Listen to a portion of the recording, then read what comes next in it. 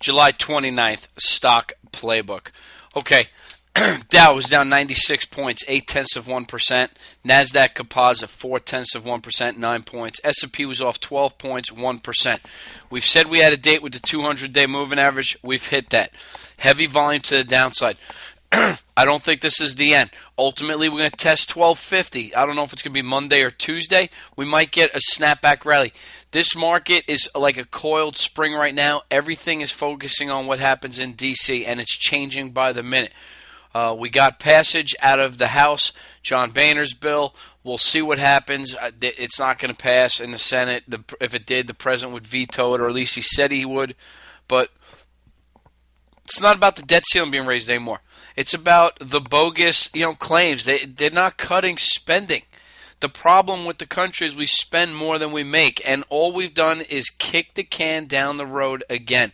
Even Boehner's bill, talking about balanced budgets, they still raise almost $1 trillion. We're still going to spend almost $1 trillion more next year than this year. So we're not going down the right path. If our debt gets downgraded, I think the market could get ugly. I think it could get real ugly, like correction ugly, 8, 10, 12, 15% from here still. And it could accelerate and get worse. We had ugly GDP numbers. There's nothing there. We have an intrusive government. You know where I stand politically, but this market is very, very skittish right now. Let me tell you what you're going to see next week. You're going to see volatility return in a big way, if you haven't already this week. I mean, the S&P had its worst week in a year this week. To think Monday we were, within 15, 20 points of a new high. If it's going to base on DC, we're going to get big runs up that reverse and quickly become big runs down, or big runs down that quickly reverse and end up being up. It's going to get volatile. Just be ready for it. If you get huge pullbacks, you buy something. I think the E-minis, S&P futures is the best way to play it. Tight stops in place and just play the overall market. It's silly to get into any individual stocks because this market is not going anywhere anytime soon. If it does, it's for a couple of days. This is not an environment where you should be putting investing dollars to work. Be ready for the sharp moves up and down, and then just go the other way, and you'll make money that way. Sign up for a free trial. We'll tell you what we're doing. If you get huge pullbacks, individual stocks, you can look to play one. One I'm looking at right now, General Cable.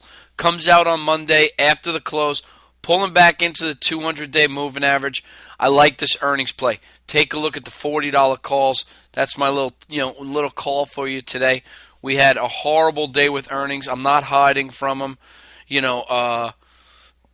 Yesterday, for those of you who listened to our main product, I know we didn't talk about them in here, but it happens. You play earnings, you're going to have days where it just doesn't make any sense. We had a lot of companies, Motorola Mobility, that didn't work out. Ancestry.com, ACOM.